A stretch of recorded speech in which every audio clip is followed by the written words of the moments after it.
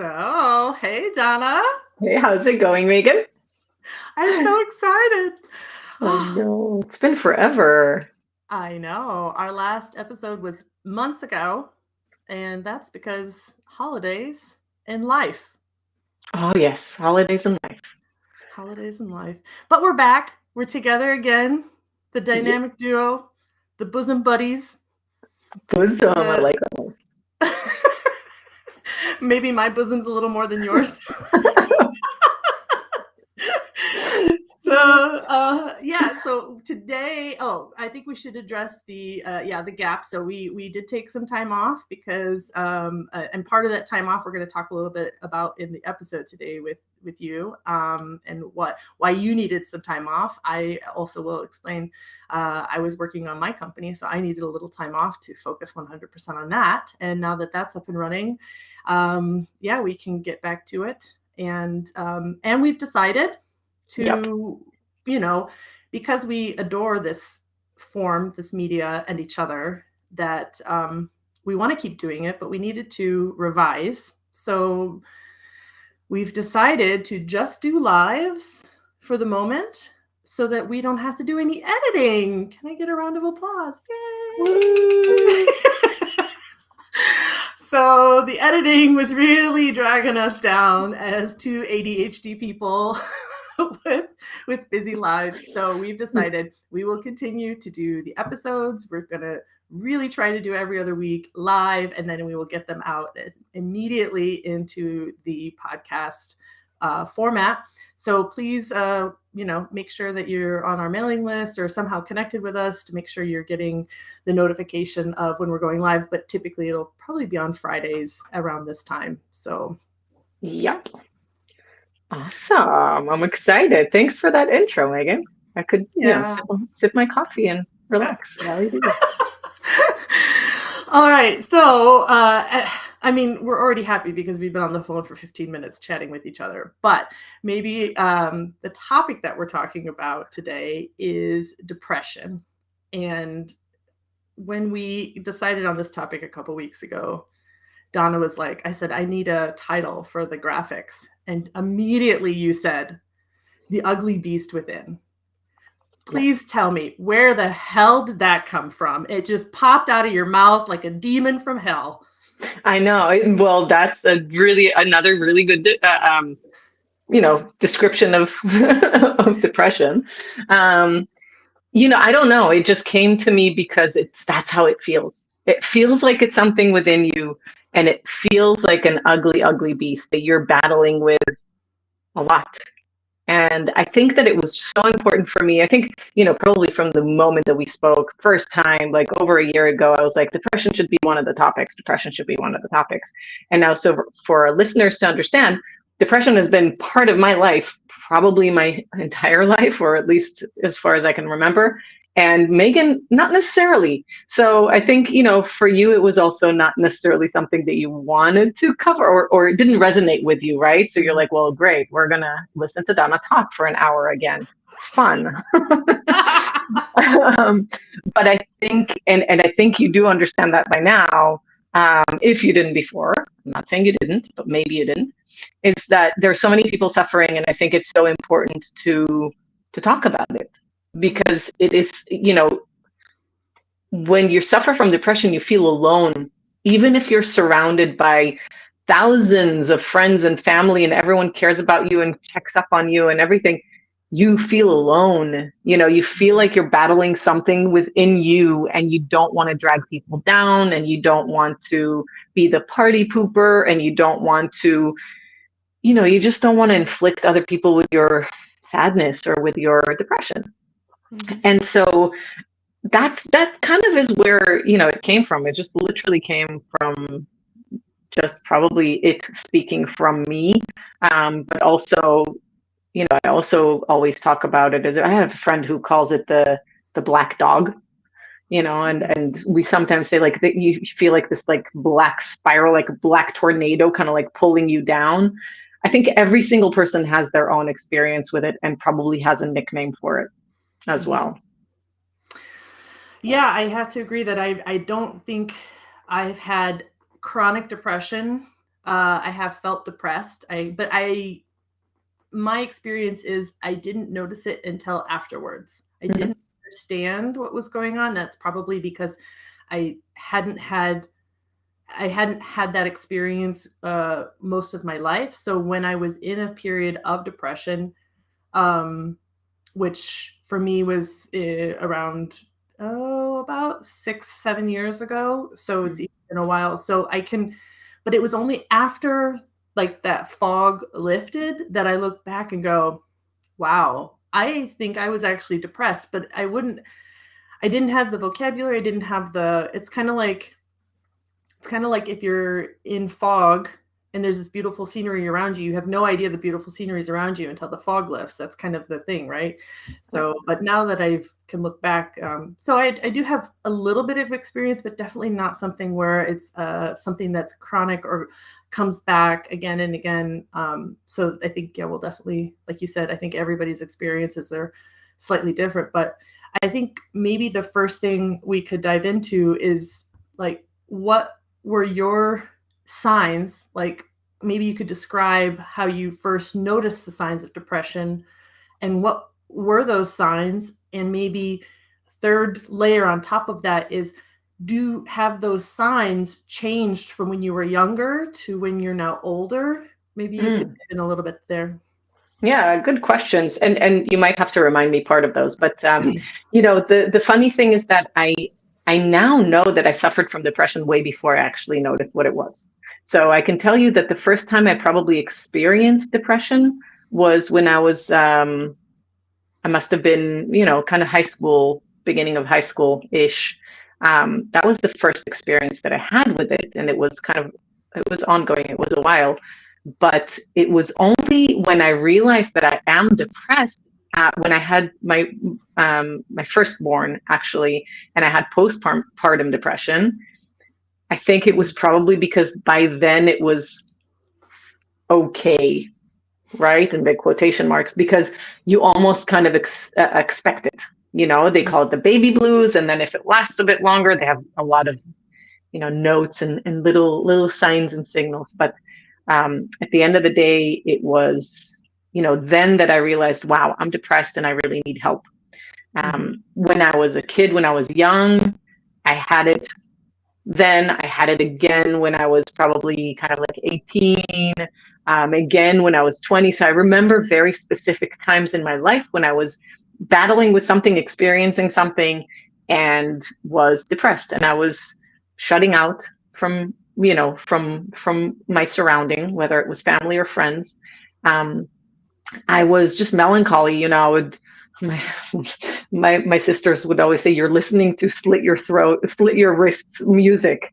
Was what they called it, which is terrible. But I was just listening to REM on repeat. I was listening to Radiohead, and so it was a lot of that, a lot of self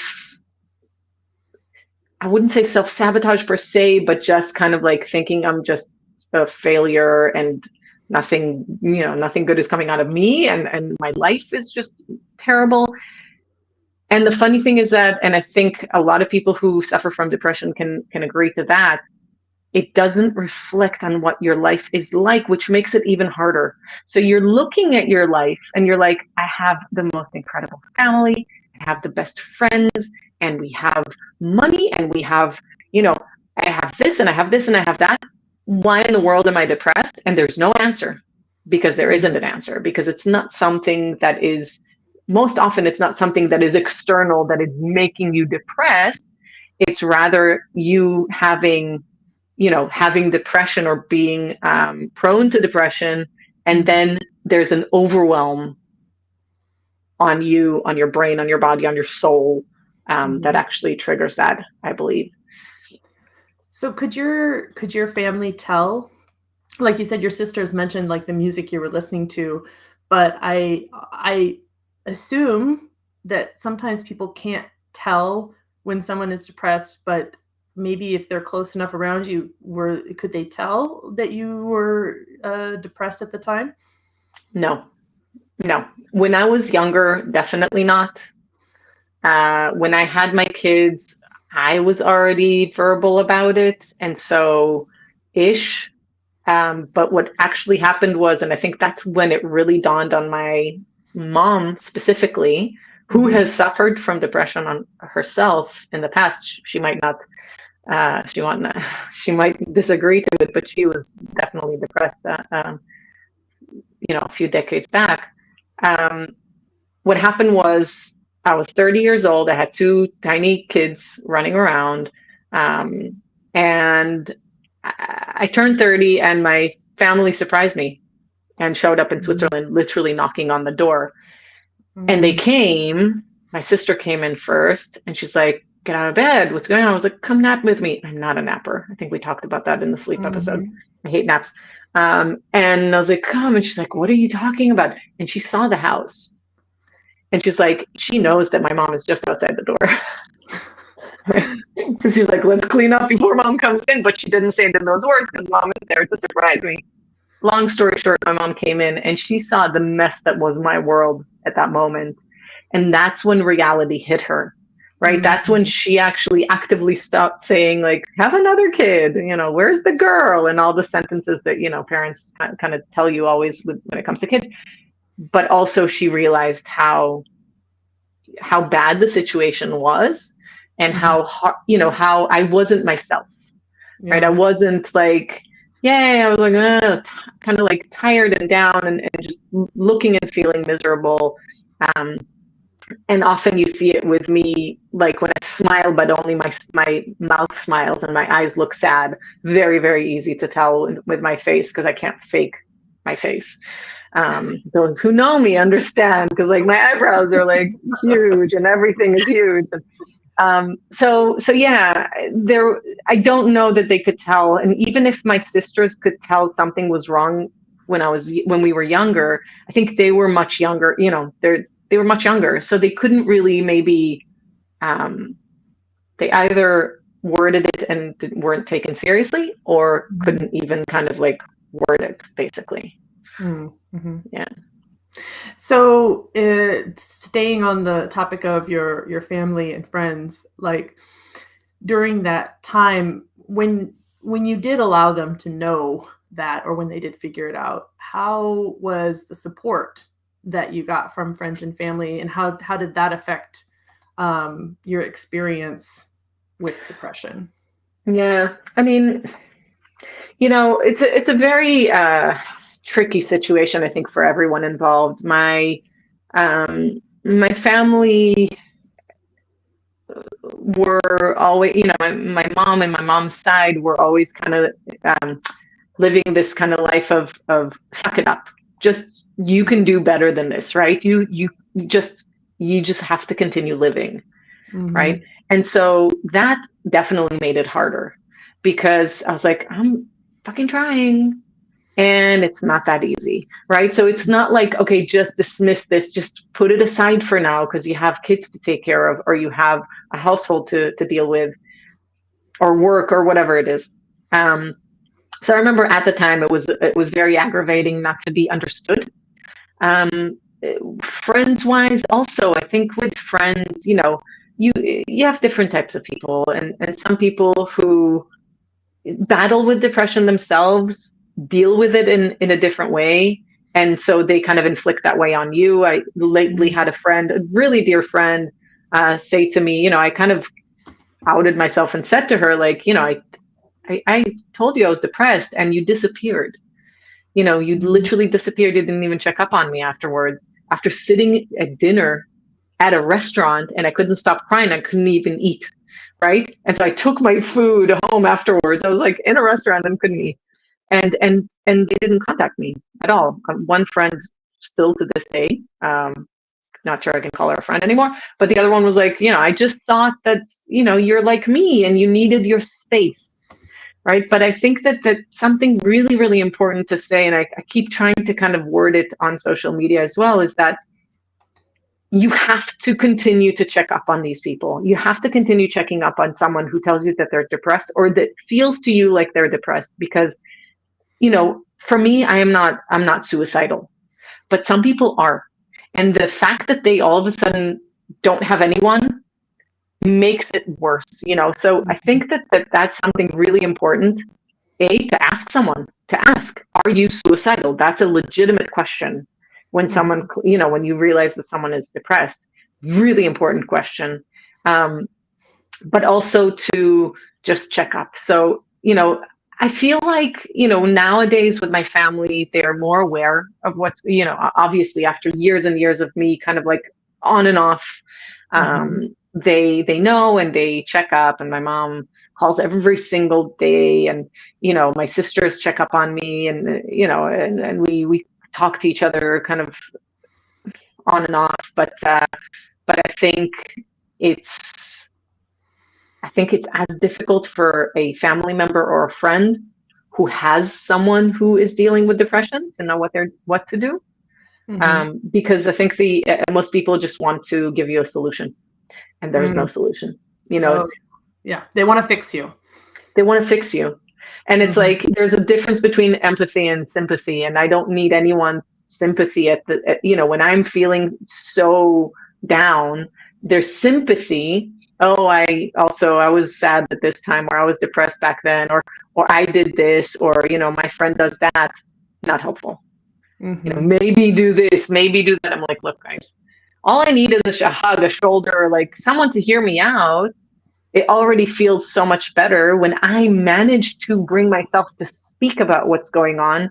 Is already light years away from where I was probably a week or two ago. So to Mhm. understand that and to just kind of like listen and to be there for the person, I think is so important, and it's so difficult for people to be empathetic. So So, for you, to be specific, so when you're in a state of depression and probably people can tell a little bit because, at least for me, I withdraw from mhm. people, which is not normal because I'm usually a very social butterfly. But for you, so I'm asking you, if you're in a state of depression, what do you want people to say or do for you while you're in that state? Just say, hey, how's it going?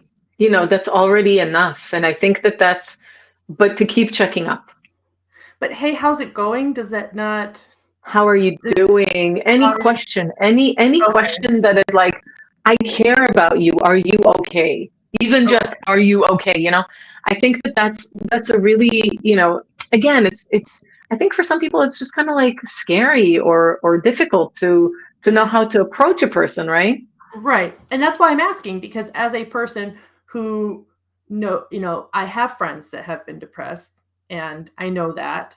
And like you said, if you are a person who has not experienced that or not experienced it in such a chronic way that that it's like, oh, that's what this is. It doesn't Mhm. come to your mind. Then, like you said, for me as a person who's on the receiving end who would like to check up on that person, um, you know, none of us have degrees in psychology, or like very few of us do. So it's more like, yeah, what do I do? Like right now, I have a friend who's going through burnout, which is not depression, but it can be linked. Like you can have these two things at the same time, but it's not necessarily tied together. But it's like, what do I do? Do I even if I offer, do I go over and just knock on her door and just say, hey, I'm just here to hang out with you? Or do I just every day like text her and say like, hey, how are you doing today? So is Mhm. that the type of support that you would need Yeah, I or think that you would so. I recommend? mean, the only way I can explain it, I guess, is the way that because I know that what I do, I'm, uh, it's almost impossible for me to ask for help. I'm just that kind of person. I'm like, let me do this, right? I need to do things, whether it's my family, whether it's friends. I had a friend a few years back who called me one day, and she just had to say the word depression, right? She just said, she was like, I'm really struggling. I'm depressed. I literally at that moment canceled all of my calls, all of my meetings and everything. Mhm. I went to the supermarket. I went and bought ingredients. I came to her home. I cooked for her while I was listening to, you know, for her and her family while I was listening to her talk. And then she ended up coming here for lunch, and I ended up being with her the entire day, which was very difficult for me because, you know, I'm an empath. So I'm taking it all in, like, you know, like Mhm. punches in the stomach. But at the same time, I think that like, just knowing that someone is there for you, just knowing that someone thinks about you, cares about you, is there for you Mhm. without judgment, without trying to fix you, as we said, I think that's already super helpful. You know, I, Mhm. I when I when I post about my depression, I often get a lot of people like writing me, texting me privately, going like, "I also suffer from depression," or "I'm going through this and that." Mhm. And I actually check up on them afterwards. Like I don't know them, I've never met them, but like just the other day, I think it was yesterday, I contacted someone who mentioned that she was, suffering from postpartum depression, and I wanted to check up on her, and I texted her a few days ago. Then I texted again yesterday. I was like, I'm kind of worried. Like, is everything okay? You know?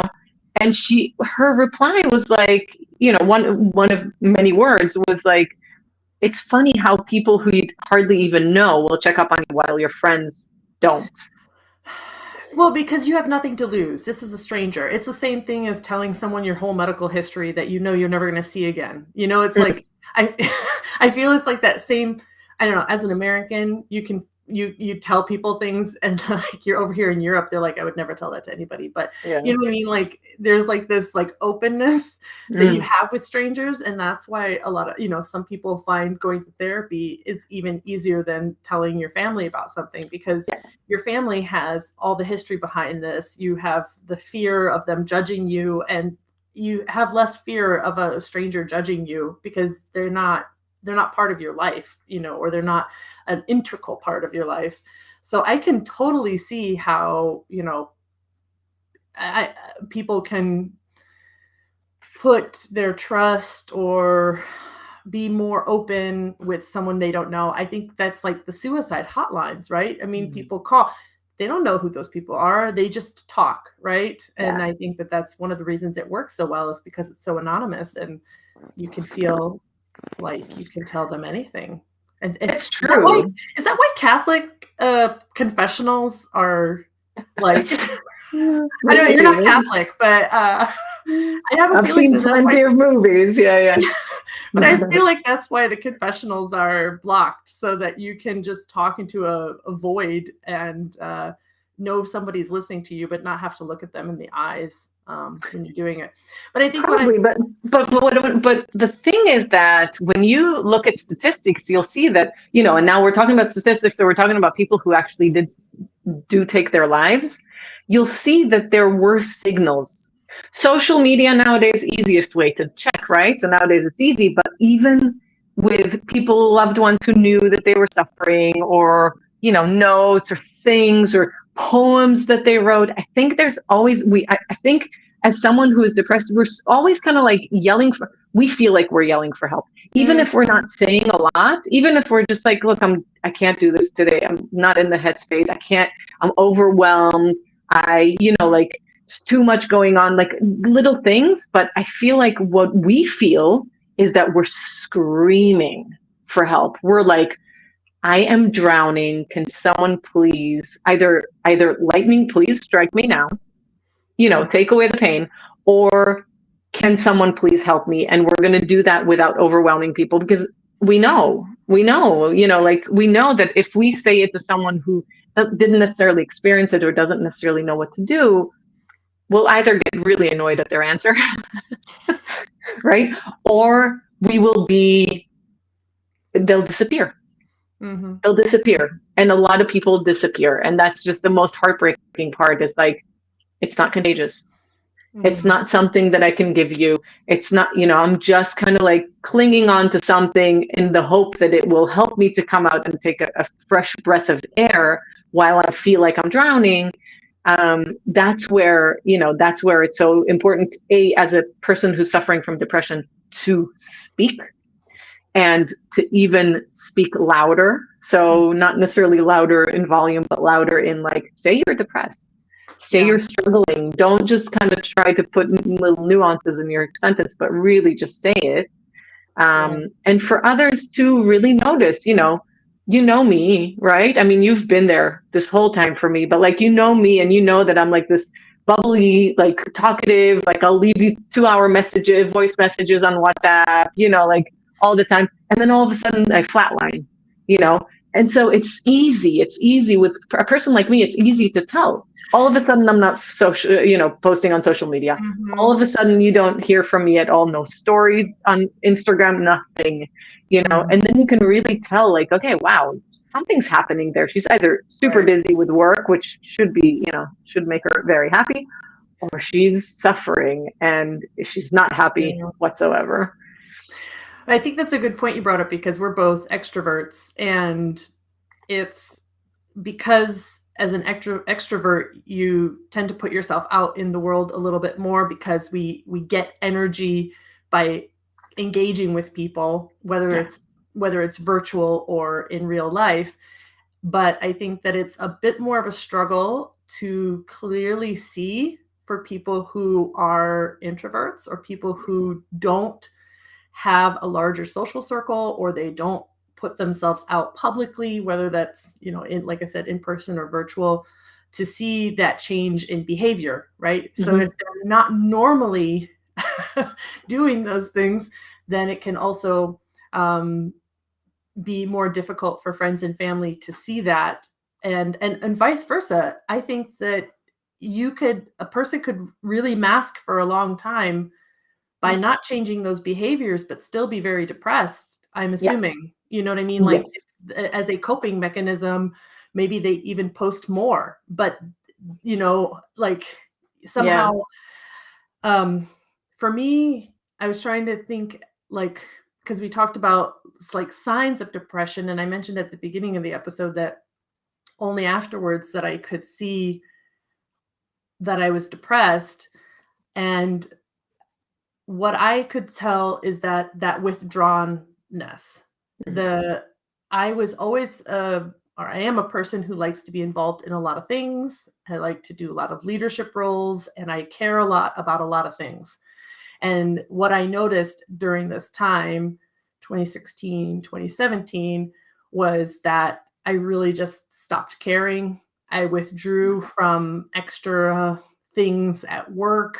Like, I would be involved in extra stuff at work. There's always extra stuff to do at work, like that's the fun stuff, like planning a Christmas party or doing, you know what I mean? Those types of things that I just really enjoy doing. And I just found that was the way that I look back and go, "Oh, I just really stopped caring to see people, and I didn't go out as much, and I didn't make an effort with friends." And I think that that's really colored a lot of things, but it also led me to the health coaching, right? Because it Hmm. was at the end of 2017 when I'm just like, I've got to change something because this has gone on long enough. Yeah. You know, and the other sign that I could tell something was wrong was the physical sign of my blood pressure and Hmm. getting angry much more easily. Yeah. Like, I am not a person that gets angry, or if I do, it's gone like that. I don't hold on to things. And oh man, I could just, so these three things, like withdrawing and then instant anger that lasted, Yeah. and those were my signs. And so I'm glad, and this is like we've talked about in all of our episodes, knowing yourself better, understanding that, because now I can see if I've experienced a brief period of depression. Now I know, okay, I know what this is. I'm withdrawing, and I can kind of go, okay, why am I doing this? Is, oh, okay, I'm feeling overwhelmed, and this is turning inward, and now I'm beating myself up about this, and maybe it's not like I would call clinical depression where I would need some kind of therapy, but it's definitely something where I'm in my head, and my Yeah. head is making it worse for myself.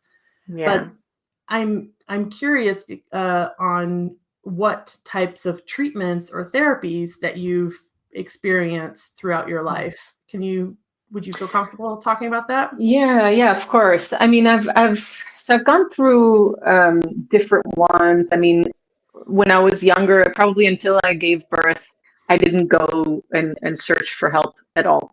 When I was a teen, I thought I was told I was a typical teen, right? Pushing everyone away and not communicating and closing myself in the room. Um, so REM was my was my um, therapy there, I guess. Um, but when I was older, when I first had my first born, I went immediately the medication route. Um, just because I kind of discovered it when I was in the States, they kind of prescribed something, and then I quickly realized I was pregnant again. Stupid move, was not planned. And then I had to stop. Right, so I was on antidepressants for like couple of weeks, I don't know, maybe a month, and then stopped. And then when I then gave birth to my second born, the depression was deep. It was terrible. It was Mhm. to a point where I mean, the only way I can explain it, and I think my husband and I will remember this day forever. My husband walking into the house, finding all three of us crying, right? A baby, a toddler, not even toddler, and mommy. The baby was crying because it was tired and wanted to go to sleep. The toddler was crying because he spilled chocolate milk all over himself. And he's like, Mommy, clean me up. I'm cold. I'm wet. And mommy was crying because she didn't know what the fuck to do. Because I was Mm. so like, you're just in this fog, as you said, you're just in this like black hole. And you're like, everyone's crying around me. I'm just going to cry with them. And my husband was like, "Why didn't you put the baby down and change this guy quickly, and then tend to the baby?" And I was like, my brain did not function. Like it does not function. At some Yeah. point, you're like, you know. Yeah. And so it was really really difficult. So then I actually started going to therapy and ended up on antidepressants again. But that was literally, I was fighting it. I was like, I don't want to be on antidepressants. I don't want to be on antidepressants. And that guy was just kind of like a drug pusher, and he finally got me on antidepressants, and it just made me numb. It didn't make me necessarily feel much better. Mm. Mhm. The thing was, at that time, that's actually when I realized that, of course, my health, my lifestyle, my eating habits, I'm not saying you can cure depression with a carrot, but I'm saying you can help yourself. So, what I noticed, and what I notice until today, is that, of course, there's the easy, there's this place where, emotional eating, right? You're depressed, you're miserable, and you're Mhm. like, I cannot be bothered to give myself the self-love that I deserve, first of all. Second of Mhm. all, who has the energy to stand there now and make a fresh meal? So I'm just going to Mhm. eat popcorn, and I'm just going to eat potato chips, and I'm just going to eat frozen pizza, and I'm just going to, so you get into that spiral, which makes things worse. Mhm. So now you're even more depressed because every cell of your body is just malnourished and needs something. And also, that food is just, all the garbage that's in there is not actually contributing to your well being, not mental and not anything. So I definitely noticed that when I get into the spiral, and I will live on potato chips for some weeks sometimes. And then I realize it, and I try to catch myself and kind of go like, all right, well, how do I help myself now? And that's one of the things that definitely is helpful for me is, again, if it's just to show myself that I love myself enough, respect myself enough to go and make myself a small meal, or just make the better choice. That's already a big one. But I was on medication for a while, on and off. I was on sleeping pills. I was on like everything, and a few times in my life. So I think it was like 3 times in my life altogether that I was on antidepressants. Mhm. Um, I really do try my hardest now not to go that route. I don't have anything, like I don't want people to be like, Donna said that, she doesn't take antidepressants, I shouldn't, and just stop and stuff like that. That's not smart at all. But I do see and believe that there is a way to support your body, and to know, as you said, to know when it's kind of coming, and to catch Mhm. it, and to give yourself grace. Mhm. And I think that's really the most important part. Yeah. Yeah, I think, you have your functional medicine certification, so congratulations on getting that last, fall, and one of the things that stood out to me when, there was a person describing how functional medicine sits in with what's called conventional medicine or traditional medicine, Mhm. where traditional medicine, Western medicine, they want you to take a pill, whether it's for your blood pressure, for your diabetes, for your depression, instead of kind of treating the root cause, which is where functional medicine kind of tries to, why do you have those conditions? So let's treat those. And one of the things I heard in that, a great way to explain this was that functional medicine doesn't say you shouldn't have pharmaceuticals. It's like, if you have high blood pressure, you need to get on a blood pressure medication stat because you could die. But then let's figure out where we can tackle that so we can get you off the blood pressure medication by, lifestyle changes. So the way I would kind of translate that into depression would be, if you need to, because you're suicidal or because you just can't get out of bed in the morning, and for whatever reason, if you need to take a pharmaceutical to live your life, even if it's not a full and robust life, but you just need to live your life to get out of bed, I think taking a pharmaceutical for that purpose is good.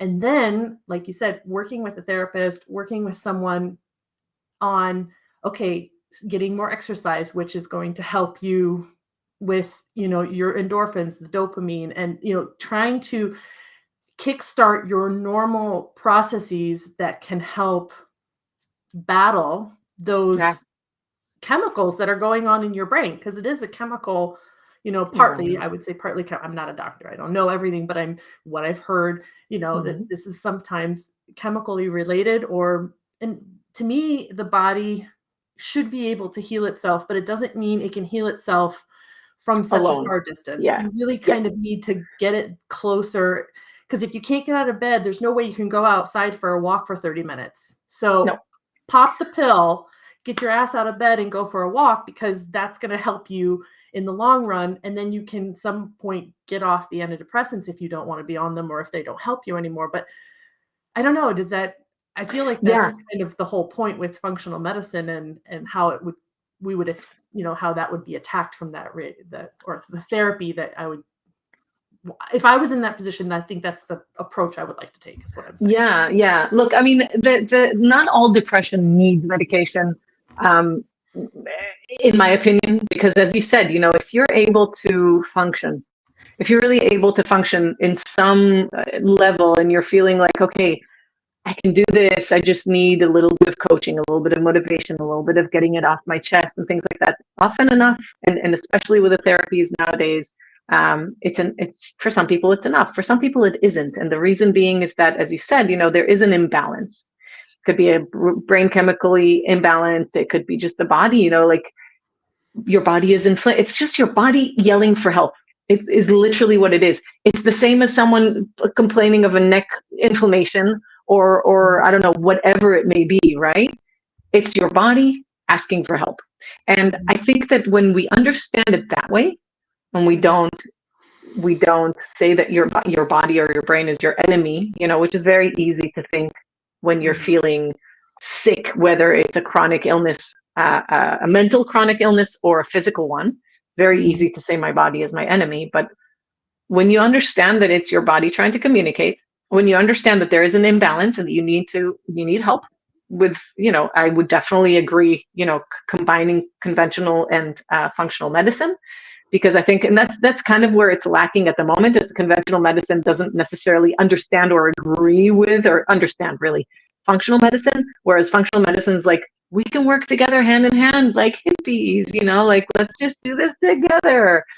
And functional and conventional medicine is like, no, you're the devil. So a lot, well, not everyone, but like a lot of that is happening, and I see that so much. But yes, a combination is usually the most helpful, and that's why it's there. There's the things that you can do in order to help yourself here, with what you're eating, what you're taking in terms of supplements, like the hours of sunlight that you're getting. When Megan said, do some exercise, it can literally just be a walk. Just a walk. No one is expecting you to be depressed in bed, with 7 covers on you, and then go like, I should go and exercise and go 3 hours to the gym. No, right? It's even probably going to make things worse. It's going to put more stress on your body than needed at the moment. but taking a walk outside in the sun, rain, whatever, just getting something, even standing, being in your living room, doing a little bit of yoga or breathing Mm, exercises. So mhm. there are so many things that you can help yourself with, that are not as overwhelming, right, as just kind of like going and lifting weights for 3 hours. But they're also not, and you can do them anywhere, right? You can Yeah. do breathing exercises anywhere. You can do very simple things like you're feeling overwhelmed, to literally just look up, kind of like lift your head up and kind of look up with your eyes upwards, Mhm. has been found centuries ago already to be really calming and helpful, especially when you're like having an anxiety attack or something like that. Mm, So there are mhm, different things, simple breathing exercises, simple, like just simple, really, really simple things that can help you in the moment and that can help you in the long run. mhm. And then again, with a combination of both, Yeah, I think that's probably the best scenario for most people.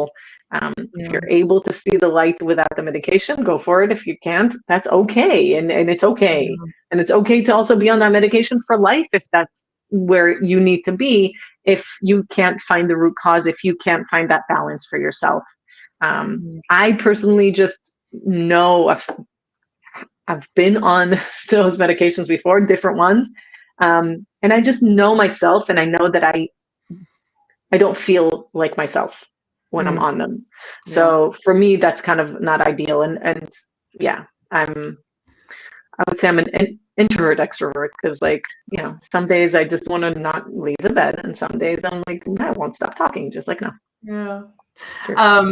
I think when we were talking about this episode, I trying to encourage you to have some structure because you're the free flower.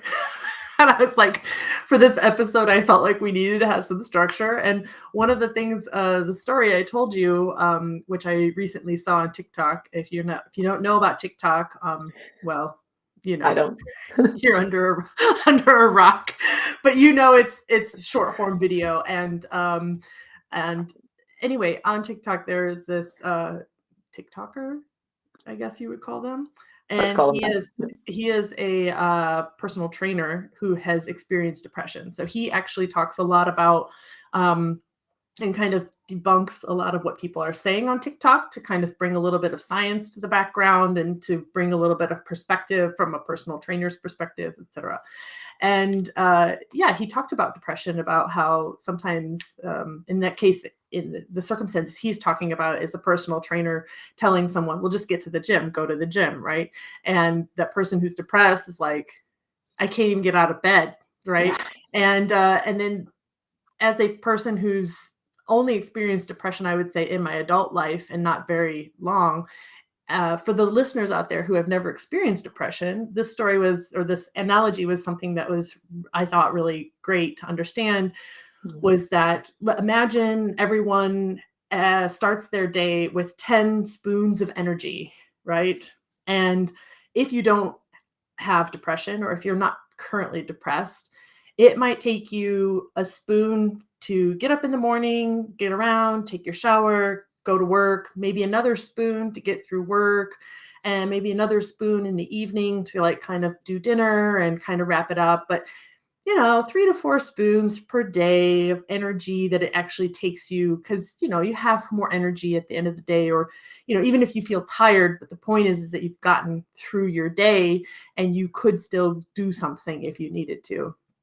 And the analogy is then a person with depression, it might take all 10 spoons of energy just to get out of bed in the morning, right? Yes. Just to take the covers off, put the feet on the ground, and stand up might take all the energy that that person has, because either A, they don't have as much energy, or B, because it's just the exertion, right? Yeah. And I think that that's a great way for people who don't have it to kind of go, oh, yeah. So even as we are saying, just go for a walk, it's it's all like it's always easy to say go for a walk, even when I'm laying on the couch and I just don't feel like doing anything. I wouldn't even say I'm depressed. I still don't have the motivation Yeah. to go out and go for a walk.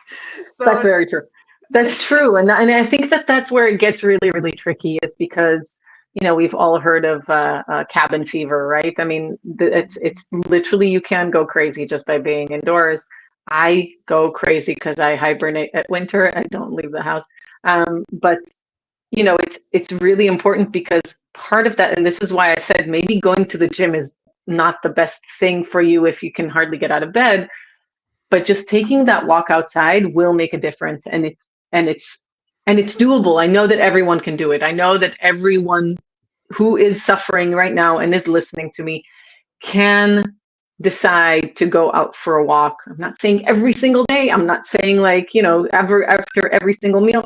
I'm just saying, like, go get some fresh air, because that fresh air and that leaving that surrounding that is enclosing you while you're depressed, and then it just gets kind of worse because you're in that same space, you're in that same energy all the time. Um, it's sometimes very helpful to just go Yeah. get the mail. Start with going downstairs to get the mail. Start with going, maybe you didn't start the car for like over a week, and that's apparently concerning. I don't know why. So go start the car, drive around the Yeah. block. You know what I mean? Yeah. Like, you want to break that pattern for yourself to see that it's doable, and for yourself to see, like, I'm actually even feeling 1% better. That's good. That's Yeah. something that you want to do. But I agree, and but I think that that's also where friends and family support needs to also step in to say, Yes. okay, I Let's go know for you're a not walk. feeling like it, but let's just put your shoes on and let's just go around the block.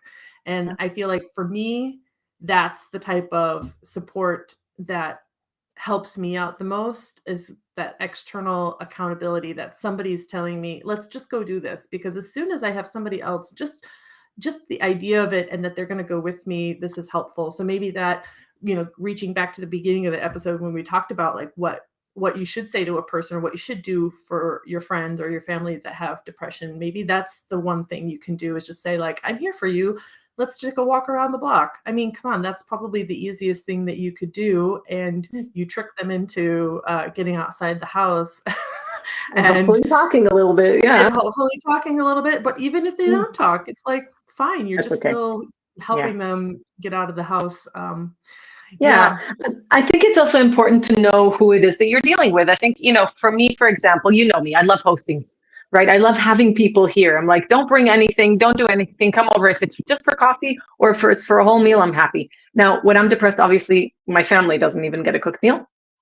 So when I have a friend who says, I'm just going to drop by for a coffee, and all I need to do is make them coffee, it already somehow makes me feel better, because Mm, I'm a giver, and I'm like a caregiver, and so for me it just feels good to be me, if that makes mhm, sense, right? mhm. So I had friends over, like a friend and her kids over the other day. The kids were playing and having fun, and we were just playing card games and talking, and sipping on coffee, and that was perfect for me, because I was like, and we hardly talked about depression. We did a little bit, but like, we talked a little bit about that, but then we were just being us, and it was such a nice and refreshing thing to do, because I think about depression all the time. I talk about it, quite often. Even if I don't talk about it, the dialogue is in my head all the time. Like, I'm writing articles that are never going to see the light of day, but I'm writing like TED Talks in Mhm. my head on a daily basis. and and I had that way of kind of like, now I can talk, I can say things, I can focus on other things as well, which is Yeah. also nice. So, the fact that someone is depressed doesn't necessarily mean that they want to talk about that specifically. Mhm. Sometimes, we feel like, if I just start talking about this now, I'll just burst out crying, and I don't feel like crying right now. Like, I want to do something a Right. little bit better with my time, and with my time with you. And so you don't have to push, you just Mhm. have to be there. Just be there, literally be there for the person. Mhm. I think that's already such a huge help. And inviting them for a coffee, going out for coffee, coming over for coffee. Doesn't have to be coffee, by the way. It can be another drink. Yeah. But just kind of being together, knowing Yeah. that someone is there who cares about you, makes a humongous difference. And, we have oh, is that your mommy, Jane? Where yeah. Oh, hi, Mom. She wrote something really important. I'm like, that last name sounds familiar. she wrote something really important. There's one who is always very near, hears every word, even when it's not spoken, knows your inner self better than you know yourself, and can replace and despair with rest, peace, and genuine joy. You just have to ask. Just so true. I mean, like this, it's just something that, like, you kind of know when something's off with a friend. Often you think they're mad at you, most often they're not mad at you. And if they are, you kind of want to know, like if someone's mad at you, just kind of like Mhm. confront them and be like, are you mad at me? Is everything okay? It's so simple to just ask that question. It's so simple to, Mhm. have someone try to open up. And if they're like, no, like, you talk to me, you can talk to me, or we can just sit there in silence, or we can cry together. Like, just offer yourself as a human that is sitting on the other side of the table. And I think they're, you know, the person who is suffering and who is dealing with the depression can be can just know that there's someone there for them. Just that Yeah. knowledge is already enough sometimes. It doesn't mean that you need to now find a therapist for them or Yeah. be their therapist. So with a little bit of time left, so I would say, let's say maybe 5 minutes on this last question, and to kind of wrap up our discussion. Hmm. Um, Going out from ourselves to society. So how do you believe that society currently views and addresses depression as a mental health issue? Like, what do you have? Do you have some thoughts on Oh, that? so many thoughts. 5 minutes, Donna. I think it's demonized. Thank you. I think it's demonized, and I think it's not understood. And I think it's a huge problem. I think that a lot of us who are suffering from depression are, especially nowadays with social media, we only want to show the Mhm. beautiful side. I saw a perfect picture that everyone can understand. There was a picture of a mirror, and you see an apple, right? Mhm. And it's looking in the mirror with a perfect side, and the back is bitten off. Mhm. And that's social media for you, right? Everyone wants to show the beauty. No one's showing the hurt side. No one's showing the bitten off side. And I think that's so dangerous. A lot of kids and adults are being, are being affected by that. And it's not okay. It's not okay not to show that vulnerability, because that's just, that's not, it's making us into robots. Mhm. And it's making us feel like it's not okay when we're feeling anything but perfect or looking anything but perfect, because look at everyone else. But I can tell Mhm. you that a lot of everyone else are suffering from something else, right? So Yeah. um, there's too much for me to say about Yeah. that. I think it's our job as people who suffer from depression, or people who help people who suffer from depression, to be open and vulnerable. Mhm. And I think that other people need to, or people who don't suffer from it and don't understand it, need to educate themselves a little bit on it. Yeah. That's what I think. Yeah, for me, I don't watch a lot of television, but I do, and I am a diehard RuPaul Drag Race fan. I love I her. just I I love just her. love RuPaul. And for those people who are, like, just turned off by the idea of men dressing up as women, like, put that First of all, aside for a what? They're minute. the best. I mean, really. I know, but it's not for everybody. But what I wanted to say about it is that most of the people who are on Drag Race are gay or in the LGBT community, which of course depression and suicide rates are higher in that community. For obvious And reasons, yeah. and one of the things that's for me, because I don't have very many people in my life in that situation who are LGBT. I just don't. I don't know Mm. why. I have a few people that I know that I would be able to talk to about that, like to understand their experiences, but I have not experienced that. It's not something I can say that is uh in my experiences in my life. But what I think is interesting, and okay, it's a reality show. Okay, there's producers encouraging the people to talk about a specific topic. Of course, I know this. You know this Mm. because it's got to be good TV. But what comes out of this, and it's typically when the people are getting ready for putting on the drag makeup, and then they have conversations about their childhood, Mm. about coming out, about depression, about being suicidal. And I think it's probably one of, because I can't say because I don't know all TV, one of the few places on prime television where people are being truly authentic and talking about their experience. I mean, these are real tears. These are not fake tears. It may be a setup to say, hey, you guys, can you have a conversation about this? Right. But when they start actually talking about it, you can see things just crumbling inside, and that they are just crying and expressing this to other people in the room who have gone through the same thing. And it's one of the reasons I love that show so much, is because for all of the makeup and for all of the deception, I'm using air quotes for the podcast, Mhm. deception, because you're really transforming yourself to look like something completely different. But Yeah. at the root of everything, RuPaul always says that drag shows you your true self. Like, Yeah. you find yourself in drag, which is kind of his thing. But it's true. I mean, for these people, that is the way that they have been able to express Yeah. and to deal with a lot of depression. And so I feel like society, in that one small, very small portion of society, is starting to kind of break that out to say, listen, this is how my experience was. But I think that it's still very niched into that LGBT community, where they're all very open about it now Mm. because most of them have experienced it. But if you're talking about the part of society who doesn't watch that, or they don't believe that people can be depressed, I mean, there's this whole swath of the rest of society who's like like you said, like, just get over it, right? Yeah. Don't. So Yeah. I It's don't just know kind of that. like, well, you get over it. Yeah. I mean, like, and that's the sad thing.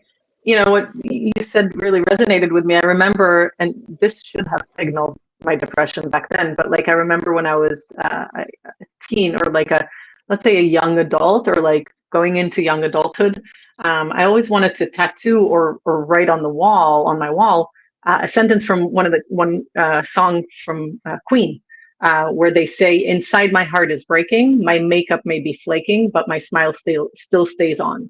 Right. So it Mhm, was kind of like, for me, it was like, you always have to hide behind that smile. You always have to kind of like pretend. Although you're crumbling from the inside, you have to pretend, because the world has to see you smile. And I mhm, think that that's kind of like, that's where it is like, you want to smile. We all want to smile. We all want to feel mhm, happy. No one likes to be depressed. No one likes to be down. No one likes to like not be able to get out of bed. But some of us are suffering, and some of us need that understanding and that love and that support, so that we can finally get over it and really like get out of bed and do what we need to do, or do what we want to do. And just one last snippet that I really hope that those who do suffer from depression can take on is, d- you know, don't beat yourself up. Like, if you're sitting at home, like watching Netflix day in and day mhm, out for a month, it's probably what you need at that moment. I mean, like, yes, of course you want to try and get out and walk and whatever we talked about, and, like, make a better meal for yourself, because your body's going to thank you, and your brain is going to thank you, and your soul's going to thank you. But at the end of the day, like, we just need to go over that, like, go over that hurdle. We need to mhm, kind of like be sad, but what we need to also do is confront our emotions and our feelings head on. So mhm, instead of hiding behind like the food, if it's emotional eating, or the TV, if it's like just binge watching things to just avoid those thoughts and those feelings, um, we just really need to sometimes go like, what the hell is going on? Why am I feeling this way? What is mhm, happening? That confrontation is mhm. sometimes more helpful than you'll ever know. Like, it's just something that will really bring you towards healing in that moment, or in that kind of like time, um, a little bit faster, so that you can actually come outside, come out the other end with that smile, and hopefully it's a genuine one this time. Yeah. Well, this has been amazing and We awesome, kept to the and hour. I know I mean, we could go for another hour, I'm assuming, but otherwise we're just tangenting too much. But I think this is, I think we'll wrap it up here for today. And I just want to say thank you very much for sharing your experiences with us, and to be very honest and open. And I'm assuming speaking for you, that if anybody has any questions or wants to talk with you, that you are available for that. Is that safe to say? 100%. Anyone who needs to talk, anyone who's feeling lost or drowning in their own, mess of a life, I get it, and I'm happy to talk. Mhm. And you're not alone, and that's really important to know. Yeah. So, like we said at the top of the hour, we hope to see you at our next live. And if you have any topics that you want us to cover, feel free to drop them to us in any of the spots that you know where we are.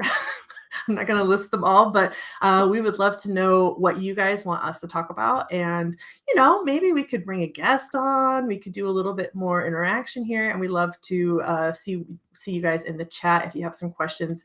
Having you guys engage with us live is amazing and awesome. And yeah, that's I think that's all I want to say. I'm not going to go on and on about that. But thanks, Donna, again. And I guess we'll see you next time. Bye, guys. Bye.